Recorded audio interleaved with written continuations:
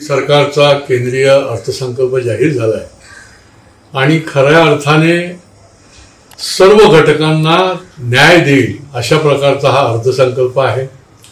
विरोधकांचा कायमचा एक नॅरेटिव्ह तयार असतो, महाराष्ट्राला काय दिलं, महाराष्ट्राला काय दिलं।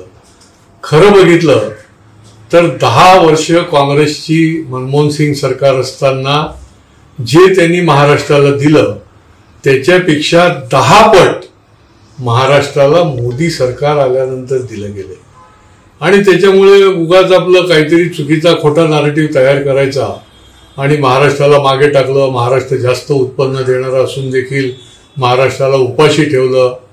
ही जी काही विरोधकांची भूमिका आहे ती अत्यंत म्हणजे नॅरेटिव्हच आहे। खऱ्या अर्थाने रोजगार निर्मितीच्या करता फार मोठं काम या अर्थसंकल्पाने केलंय।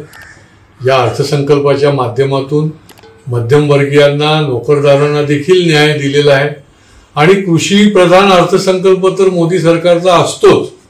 दरवर्षी अर्थसंकल्प जो आहे तो शेतकरी हिताचा आहे, बळीराजाच्या हिताचा करता केलेला असतो आणि त्याच्यामुळे विद्यार्थी असतील, उच्च शिक्षणाकरता असेल, रोजगाराकरता असेल किंवा त्या ठिकाणी स्वयंरोजगार कौशल्य विकासच्या माध्यमातून निर्माण करण्यासाठी असेल, या अर्थसंकल्पामध्ये भरीव अशा प्रकारचं काम केल्यामुळे निश्चितपणे मला वाटतं की जे मोदीजींचं स्वप्न आहे ते स्वप्न पुढे निश्चितपणे साकार होईल आणि जगामध्ये क्रमांक 1 ला देशाला नेण्याचं काम जे आहे ते अशा प्रकारच्या विकासाच्या अर्थसंकल्पाच्या माध्यमातून निश्चितपणे होईल।